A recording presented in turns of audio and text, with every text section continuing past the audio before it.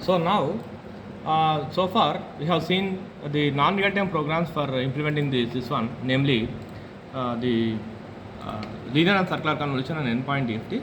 Now we are going to give a demo on this real-time FIR filter program for this one. So the difference between real-time and non-real-time programs is the non-real-time programs you will be viewing the output on the monitor itself, but in the real-time programs you will be connecting some external device like CR1 function generator, and then they will be viewing the output. Okay, that's the difference between the non-real-time and the real-time programs. Now we are going to see that the universe syllabus you have the 12th program. This is the FIR filter implementation. So first you have connected the target, then as usual go for project new and type a project named this one.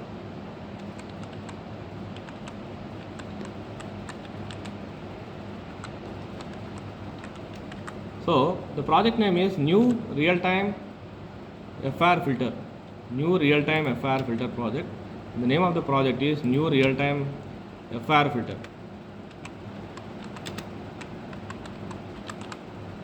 So, and the path of this is as usual 67XX. So close that. So after this, the new project name new real-time FIR filter is created and is there. So go for as usual file new source file. Go for file new source file. So in this you need to type your source code. So you need to type your source code. So this is your source code for this one. Okay. So coming to the source code, explain your source code. So first is hash include a1cfg.h, hash include dsk6713.h, hash include c713 underscore a32.h. These three are the header files, supporting header files that are there. Then filter quotients. XR filter is completely symmetric. So h of n is equal to h of n minus 1 minus n. So these are the filter quotients 0.000, minus 0.1591, etc. Up to you will have 0, minus 0.00. These are the FIR filter quotients that are to be generated. So next is you are initializing the DSK6713 underscore ACDT underscore config. So the first one is control word is 0x0017, left line input channel volume.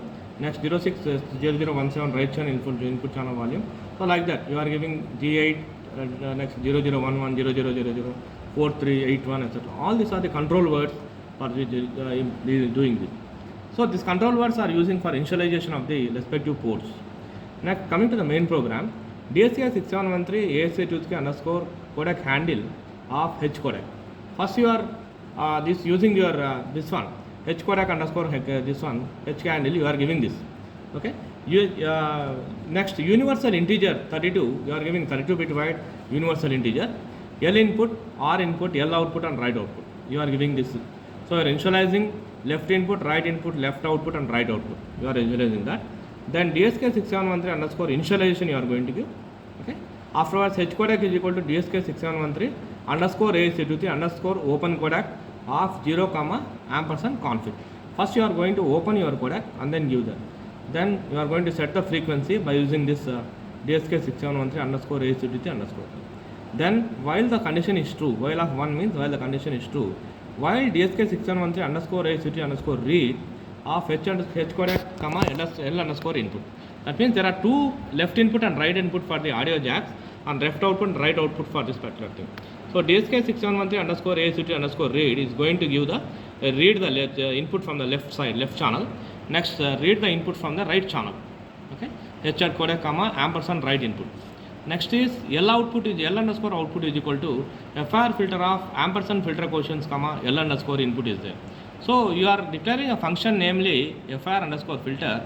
Then whenever you declare a function namely FIR underscore filter, the entire control goes to this particular this one. Okay, this the output is already calculated. Whenever this is output is calculated, signed FIR, FIR filter, float H, signed. These are formal parameters. Signed integer and I is equal to 0. Signed long int output is equal to 0. In underscore buffer is equal to 0, etc. So you are giving now this.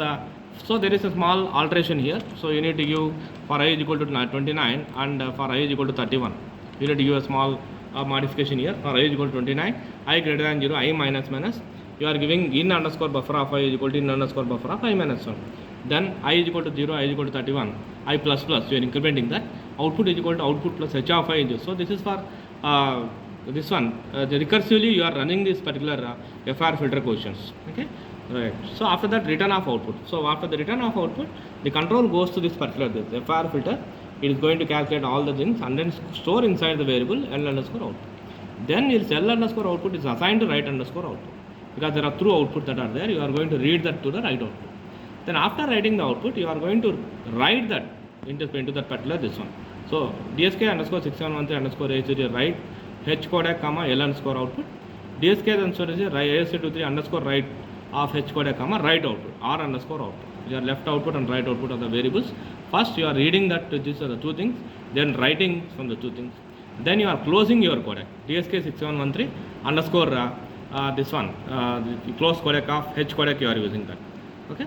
So you remember this one is the first one is for filter coefficients, second one is the control word, third one is you are going to open the codec, initializing left input right output, left output right output, open the codec, then use the command, use the reading the command, then declaring a function only FIR filter, the control goes to this one and calculates, then left output is assigned to right output, then writing inside the H codec ASK underscore write, ASH underscore write of H codec comma right output.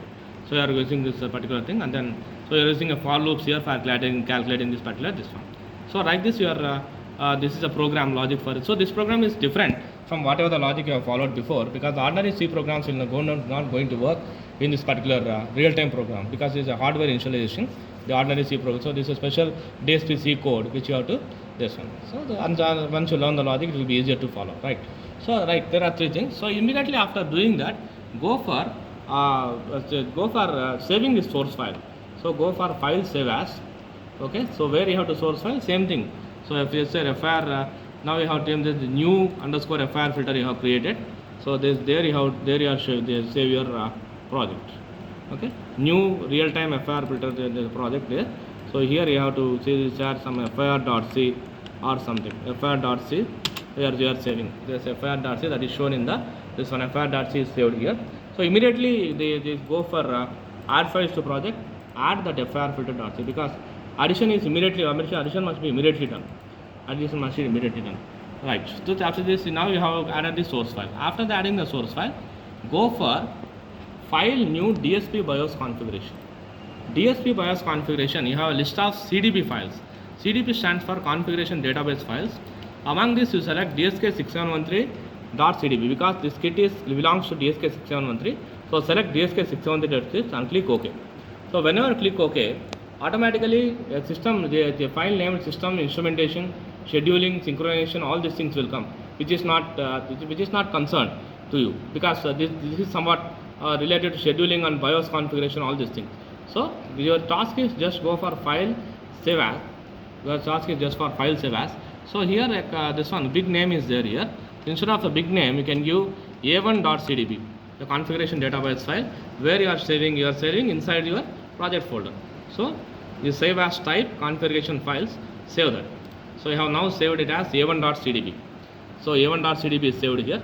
After that, you add that particular a1.cdb, go for add files to project. Here you go for you select a configuration file. So in this you select this. So a1.cdb is now added. A1, whenever you are adding this a1.cdb, under the DSP underscore BIOS / configuration, it will show a1.cdb.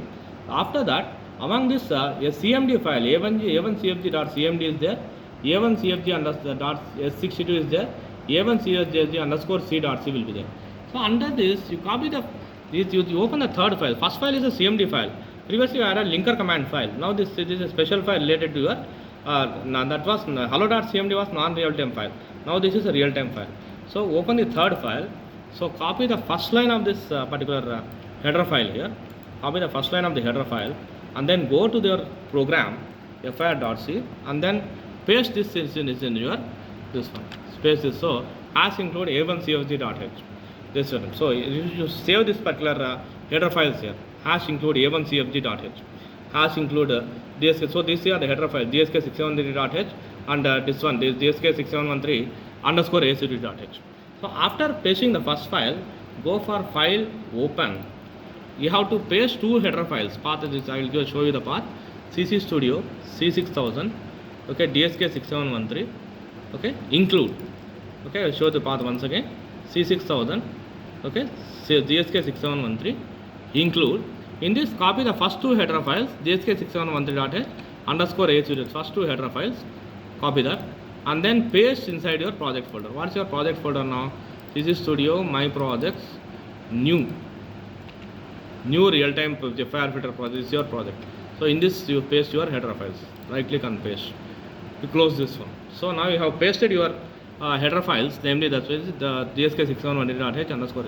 If you are not pasting the file, then you have to give the path. So better to paste the files.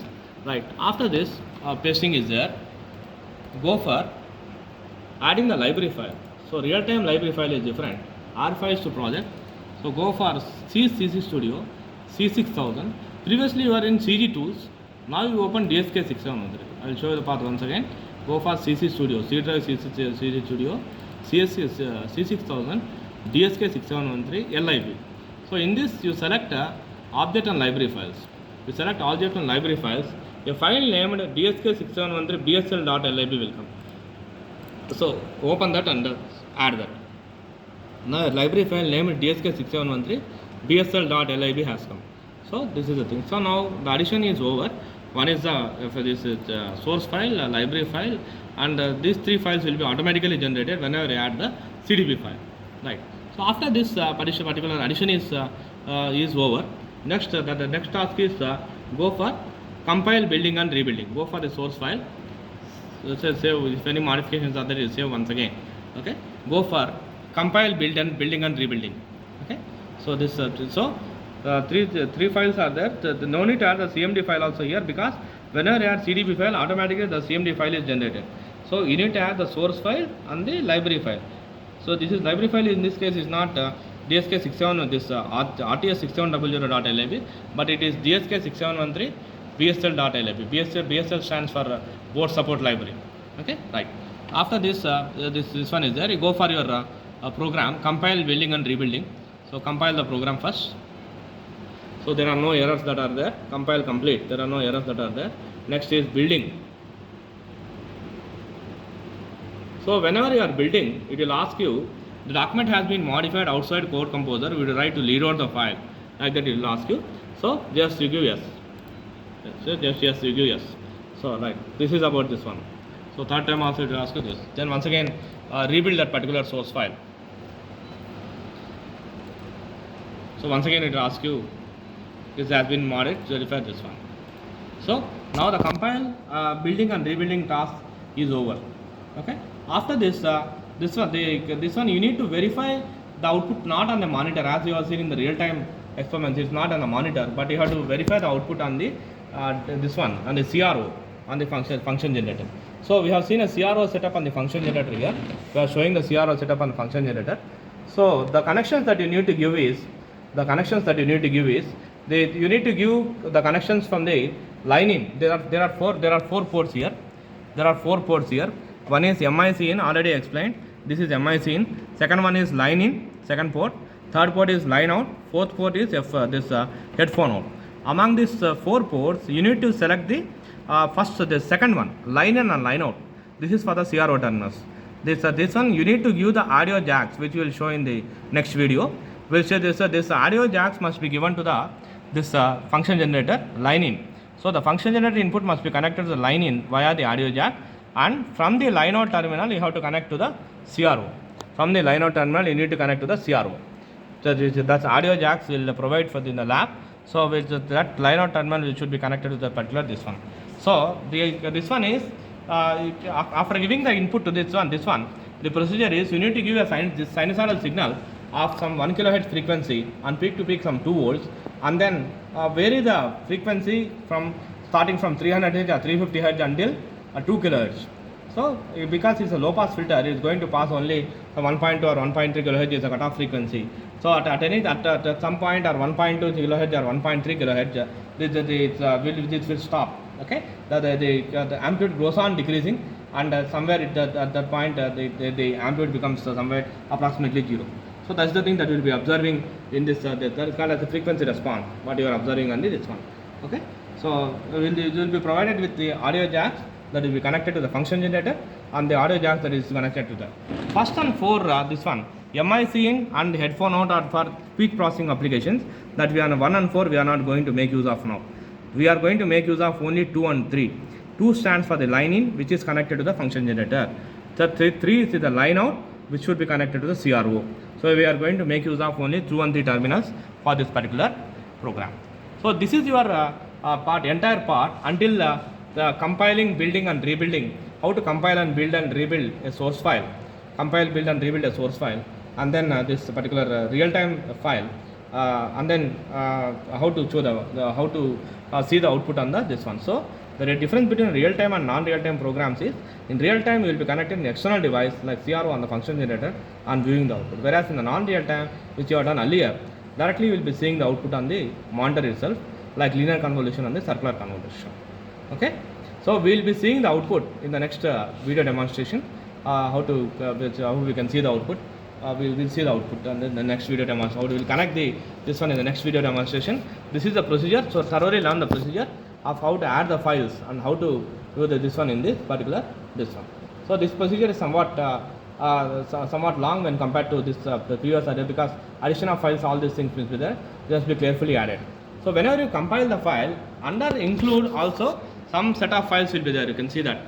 Under the include also some set of files will be there. Okay, you can see that the list of files that is there. encvsgf.h, all these things are not, all these are the header files that are there. Of course, these are not at all required for you. So just close that particular thing. You are bothered only about your source file. Whatever the modifications are there, you do that particular this one in the source file itself. So this is your source file for this one. Actually, in this one also during the examination, we will be providing the filter coefficients. Don't worry about that. And this one, and actually you need to generate the filter coefficient and then give the output, but because due to lack of time, we will be providing the filter coefficients for this particular this one.